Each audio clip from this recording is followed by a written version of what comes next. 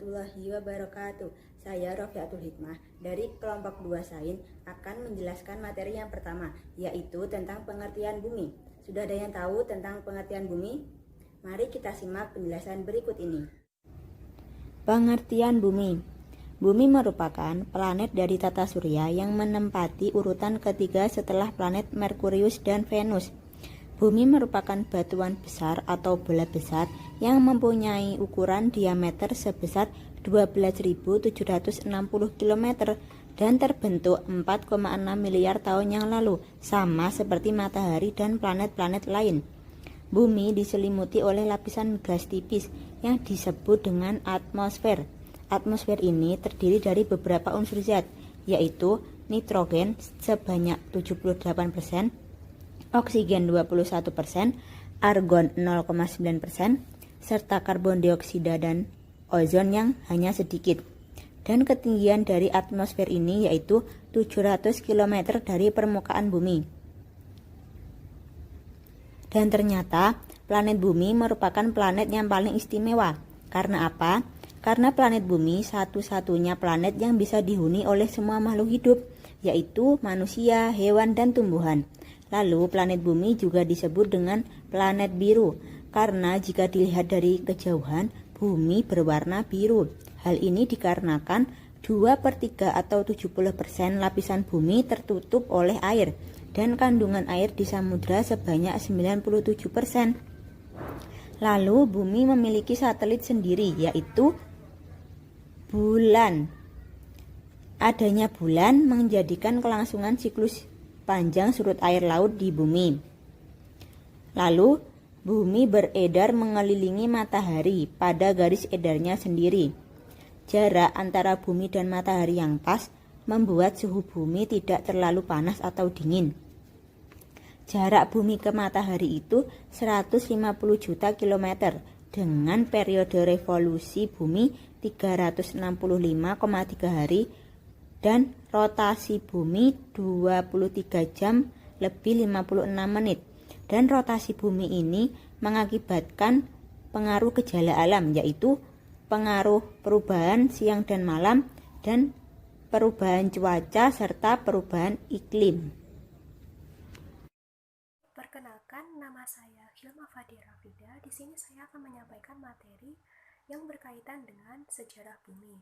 Yang pertama kita akan membahas tentang awal permulaan terbentuknya bumi. Jadi proses terbentuknya bumi sendiri tidak dapat dipisahkan dari kelahiran alam semesta dan proses terbentuknya tata surya. Hal itu karena bumi sendiri merupakan bagian dari alam semesta dan tata surya. Bumi mulai terbentuk berupa butiran debu dan gas yang berada di sekitar matahari, kemudian saling melekat membentuk partikel.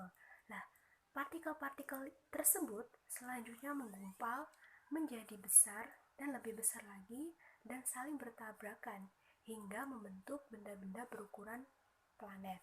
Nah, salah satu benda tersebut diperkirakan sebagai bumi dalam bentuk massa batuan yang dikelilingi gas dan tidak mengandung air. Gaya berat yang dimiliki bumi meningkatkan tekanan sehingga bagian dalam bumi akan mencair. Sementara itu, bahan yang berat seperti besi akan tertekan dan tenggelam ke dalam bumi, sedangkan bahan yang ringan akan muncul dan mengapung ke permukaan membentuk kerak bumi. Nah, adanya pemanasan di dalam bumi menyebabkan terbentuknya uap air dan gas-gas yang lainnya hingga membentuk atmosfer. Nah, diperkirakan unsur-unsur yang terkandung di dalam atmosfer pada saat itu adalah hidrogen, helium, metana, dan amonia. Susunan unsur seperti itu sama dengan unsur pada atmosfer planet Jupiter. Unsur oksigen belum banyak terkandung dalam atmosfer, bertambah banyaknya kadar oksigen yang terjadi pada saat batuan yang leleh secara terus-menerus terurai hingga cukup untuk mendukung tumbuhan dan hewan. Seiring dengan terbentuknya atmosfer tersebut, awan yang telah ada sejak awal tersapu oleh angin matahari, atmosfer pun mengurangi pancaran langsung matahari ke bumi. Bumi menjadi dingin dan uap air membentuk awan tebal di atmosfer. Nah, perlahan-lahan dan dalam kurun waktu jutaan tahun, awan tersebut kemudian mendingin. Uap air mengembun, selanjutnya menjadi hujan yang sangat lebat hingga membanjiri bumi dan mendinginkan batuan di permukaan bumi. Kemudian limpahan air hujan tersebut pada akhirnya berkumpul pada tempat yang rendah di bumi, sehingga terbentuklah samudra. Namun saat itu samudra belum terasa sangat asin. Nah, hujan yang turun terus-menerus melarutkan garam dari tanah dan batuan dan dialirkan oleh sungai hingga ke laut. Itu tadi penjelasan tentang awal terbentuknya bumi. Sekarang kita akan membahas ke yang inti, yakni sejarah bumi. Bumi merupakan planet atau rumah kita dalam kedudukan di tata surya. Peradaban kuno percaya bahwa bumi itu datar dengan langit-langit berputar-putar sekali dalam sehari. Secara umum, yang diyakini bahwa kehidupan di bumi dimulai di bumi itu sendiri. Beberapa waktu setelah terbentuknya planet, antara 4.000 sampai 5.000 juta tahun yang lalu. Namun, ada yang berpendapat bahwa kehidupan di luar bumi itu ada, tetapi kita tidak memiliki bukti pasti tentang kehidupan di tempat lain. Yang perlu kita ketahui, yakni bumi berada pada galaksi Bima Sakti di mana terdapat matahari sebagai sistem bintang. Dalam geologi sendiri atau biasa disebut sebagai ilmu pengetahuan tentang kebumian yang mempelajari segala sesuatu mengenai planet bumi beserta isinya yang pernah ada. Dalam geologi juga akan dibahas tentang sifat-sifat dan bahan-bahan yang membentuk bumi itu apa, serta struktur dan proses-proses yang bekerja baik di dalam maupun di bagian teratas permukaan bumi. Kedudukannya di alam semesta hingga sekarang. Sebagai landasan prinsip, untuk dapat mempelajari ilmu geologi adalah bahwasannya kita harus menganggap bumi ini sebagai suatu benda yang secara dinamis berubah sepanjang masa, setiap saat, dan setiap detik. Pemikiran geologi modern dikenalkan oleh Huttonian Revolution dengan nama asli James Hutton, seorang ahli geologi Skotlandia, mengemukakan pemikiran-pemikirannya sebagai berikut. Yang pertama, bahwasannya proses-proses alam yang sekarang terjadi menyebabkan perubahan pada permukaan bumi, juga bekerja sepanjang umur dari bumi ini. Kemudian yang kedua, ia juga mengamati bahwa proses-proses tersebut yang walaupun bekerja sangat lambat, tetapi pada akhirnya mampu menyebabkan terjadinya perubahan-perubahan yang sangat besar pada bumi. Yang terakhir, bahwa bumi ini sangat dinamis, yang berarti mengalami perubahan-perubahan secara terus-menerus, mengikuti suatu pola daur atau siklus yang berulang-ulang. Bumi sendiri berada di kawasan di mana terjadinya tumpang tindih antara litosfer atau daratan bagian padat dari bumi, hidrosfer atau perairan, dan atmosfer atau udara yang menyelubungi bumi dengan zarah-zarah dan benda-benda yang mengisinya. Sejarah terbentuknya bumi dapat diketahui melalui batuan pembentuk kerak bumi. Banyak batuan yang menyimpan berbagai fosil sehingga dapat mengungkap sejarah kehidupan di bumi. Fosil-fosil tersebut kadang hanya berupa tanda bekas tumbuhan ataupun hewan yang terukir pada batuan. Sejarah bumi dibagi ke dalam kurun waktu yang disebut era. Era dibagi ke dalam periode dan periode dibagi ke dalam epok. Terdapat 4 era dalam sejarah bumi, yaitu era Prakambrium, era Paleozoik, era Mesozoik, dan yang terakhir era Cenozoik. Oke, yang pertama kita akan membahas tentang era Prakambrium. Era ini berawal dari 4,5 miliar tahun yang lalu, merupakan awal pembentukan kerak bumi yang terus berkembang, pembentukan atmosfer, dan pembentukan hidrosfer. Kehidupan pada era ini mulai berkembang dari organisme bersel tunggal menjadi organisme bersel banyak. Kehidupan yang paling awal muncul adalah mikroorganisme atau bakteri dan ganggang di dalam samudra.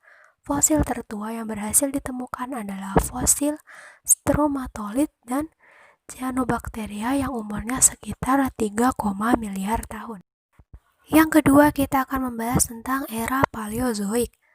Di era ini dibagi ke dalam 6 periode, yaitu periode Kambrium, Ordovisium, Silur, Devon, Karbon, dan Perm.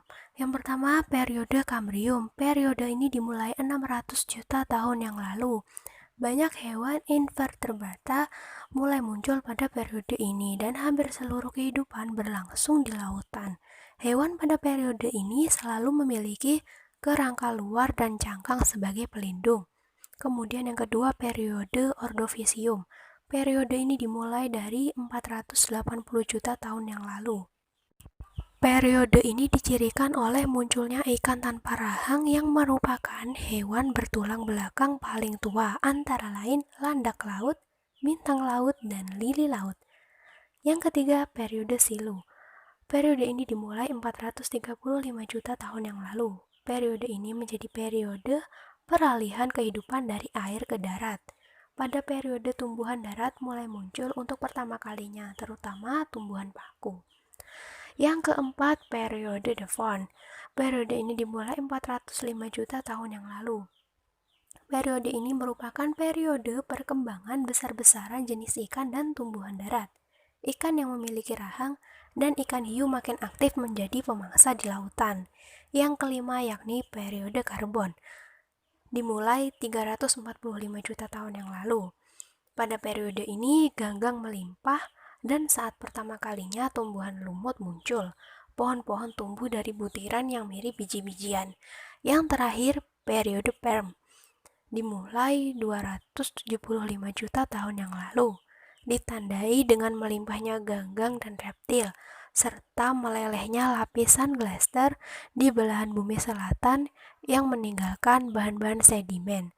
Sementara itu, benua Pangea bergerak sebagai satu masa daratan. Yang ketiga, era Mesozoik. Dibagi ke dalam 3 periode, yaitu periode Trias, Jura, dan Kreta. Periode Trias dimulai 225 juta tahun yang lalu. Periode ini ditandai oleh munculnya dinosaurus dan reptilia yang berukuran sangat besar untuk pertama kalinya. Sementara itu, benua Pangea bergerak ke arah utara dan mulai terbentuk daerah gurun. Kemudian periode Jura dimulai 180 juta tahun yang lalu, ditandai oleh adanya kekuasaan dinosaurus terhadap dunia, munculnya burung yang pertama kali, dan makin banyaknya tumbuhan konifer. Yang terakhir, periode Kreta atau zaman Kapur. Dimulai 130 juta tahun yang lalu, ditandai oleh munculnya tumbuhan berbunga serta makin melimpahnya hewan tak bertulang belakang, ikan dan binatang amfibi. Akhir periode ini ditandai dengan musnahnya dinosaurus dan tergenangnya daratan oleh samudra. Sementara itu, daratan India mulai terlepas jauh dari Afrika dan bergerak menuju Asia. Yang keempat, yakni era Cenozoik. Era ini terbagi ke dalam 2 periode, yaitu periode tersier dan periode kuarter. Yang pertama, periode tersier. Periode tersier dibagi ke dalam 5 epok, yaitu epok Paleosen, Eosen, Oligosen, Miocen, dan Pleosen. Yang kedua, periode kuarter. Periode ini terbagi ke dalam 2 epok, yaitu epok Pleistosen dan Holosen. Itu tadi tentang sejarah bumi dan juga awal permulaan terbentuknya bumi. Selanjutnya, secara lengkap kita simak di video yang berikut ini.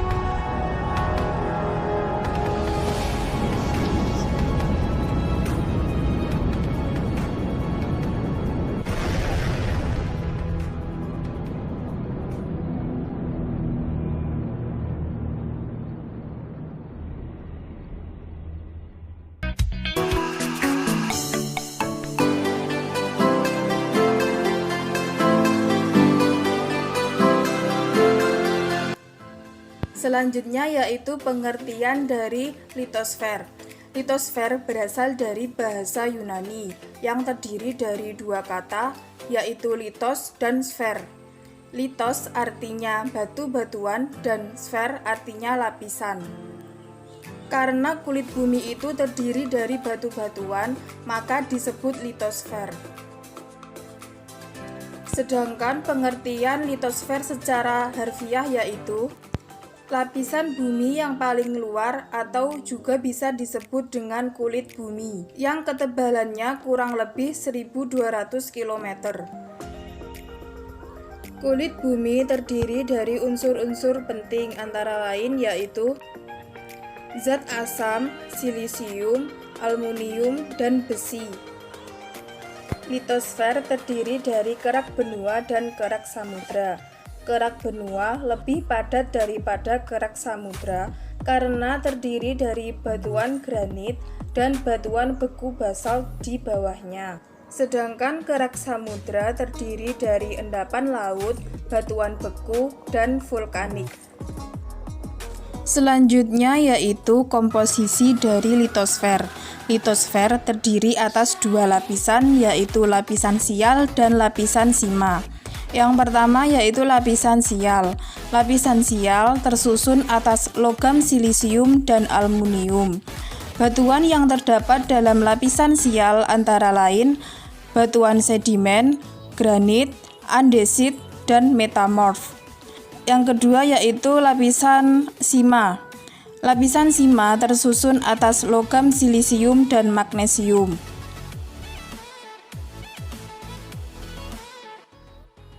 Selanjutnya, berdasarkan analisa kimia dari sampel batuan yang diambil di berbagai tempat di bumi, secara umum unsur kimia dari litosfer yang paling dominan antara lain oksigen sebanyak 46,6%,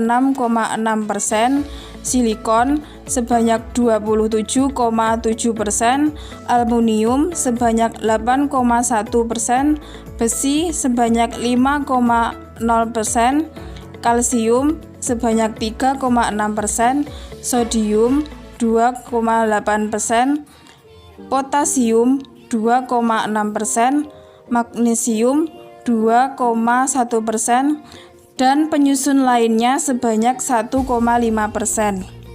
Dari beberapa unsur-unsur tersebut menghasilkan total sebanyak 100%. Saya Nurlailatul Azizah, di sini saya akan menyampaikan materi lanjutan dari teman-teman saya. Nah, materi yang pertama yang akan saya sampaikan yaitu mengenai macam-macam batuan litosfer. Nah, batuan litosfer itu dibagi menjadi 3. Yang pertama ada batuan beku, yang kedua ada batuan sedimen, dan yang ketiga ada batuan metamorf. Nah, yang pertama yaitu batuan beku. Batuan beku sendiri itu terbentuk dari pendinginan magma ataupun lava. Nah, batuan beku itu dibagi menjadi 2, yaitu batuan beku intrusif yang terbentuk dari magma yang mendingin dan mengeras di bawah permukaan bumi.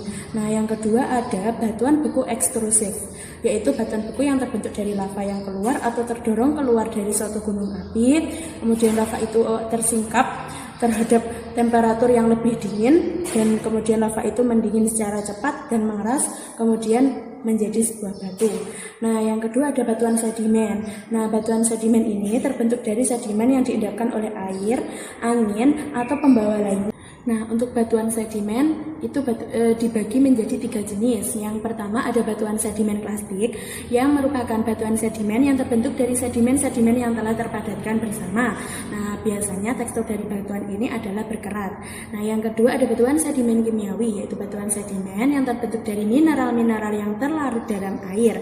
Nah, yang ketiga ada batuan sedimen organik. Nah, batuan sedimen organik ini batuan sedimen yang terbentuk dari bahan-bahan yang pernah menjadi benda hidup atau dari benda hidup itu sendiri. Kemudian yang ketiga yaitu batuan metamorf. Batuan metamorf ini terbentuk dari perubahan batuan beku, batuan sedimen, atau batuan metamorf lainnya. Penyebab perubahan ini adalah temperatur yang tinggi, tekanan besar, dan kerja kimia. Terdapat 2 jenis batuan metamorf, metamorf. Yang pertama adalah batuan terfoliasi, yaitu batuan metamorf yang terbentuk karena mineral-mineral yang mengkristal kembali karena pengaruh suatu tekanan. Nah, yang kedua ada batuan tak terfoliasi, yaitu batuan metamorf yang tidak terpecah menjadi lapisan-lapisan. Nah, selanjutnya saya akan menyampaikan materi mengenai proses pelapukan litosfer. Nah, pelapukan sendiri memiliki arti perusakan suatu benda atau bekas makhluk hidup oleh suhu, cuaca, air, organisme, dan juga zat kimia. Nah, pelapukan itu dibagi menjadi 3. Ada pelapukan batuan, pelapukan sisa makhluk hidup, dan juga polusi. Nah, yang pertama pelapukan batuan. Nah, pelapukan batuan ini dibagi lagi menjadi 3. Yang pertama pelapukan mekanik, merupakan pelapukan yang terjadi akibat perubahan suhu, suhu, panas, dingin, erosi, vulkanik, dan juga gempa bumi. Dan yang kedua pelapukan kimia, merupakan pelapukan yang terjadi karena proses perubahan zat oleh batuan air, temperatur tinggi, dan zat lainnya.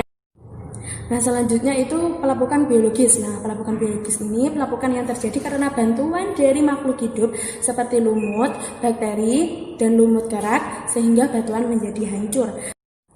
Nah, yang selanjutnya ada pelapukan sisa makhluk hidup. Nah, pelapukan sisa makhluk hidup itu dapat berupa hewan dan juga tumbuhan. Sisa hewan yang telah lapuk tertimbun oleh tanah dalam ribuan tahun yang lalu akan membentuk fosil dan menghasilkan bahan bakar minyak. Sedangkan untuk tumbuhan yang sudah menjadi fosil akan menjadi batu bara. Nah, yang selanjutnya ada polusi atau pencemaran. Ini merupakan tindakan yang merusak lingkungan, dan biasanya polusi ataupun pencemaran ini rata-rata terjadi karena akibat ulah dari manusia. Terima kasih. Ayat-ayat Al-Quran. Yang pertama tentang pengertian bumi, yaitu terdapat pada surat Ar-Rum ayat 25, dan yang kedua terdapat pada surat Al-A'raf ayat 74. Yang kedua yaitu tentang sejarah bumi. Yang pertama berada di surat Al-Anbiya ayat 30, surat Al-Kahfi ayat 51, ayat Al-A'raf ayat 54, dan ayat surat Al-Fusilat ayat 9 sampai 12, yang terakhir surat Az-Zumar ayat 5. Yang ketiga tentang susunan lapisan bumi dan kandungan di dalamnya. Yang pertama ada surat Al-Mulk ayat 3 yang menjelaskan tentang jumlah langit ada 7 lapis dan bentuk langit bertingkat-tingkat. Yang kedua ada pada surat At-Talaq ayat 12 yang menjelaskan bahwa bumi menyerupai langit. Jika jumlah tingkatan langit ada 7, maka begitu pula jumlah tingkatan pada bumi ada 7 juga. Yang terakhir pada surat Al-Naba ayat 6 yang menjelaskan tentang kisah penghamparan litosfer.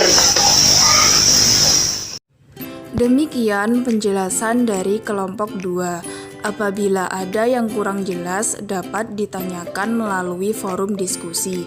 Sekian, kurang lebihnya mohon maaf. Terima kasih. Wassalamualaikum warahmatullahi wabarakatuh.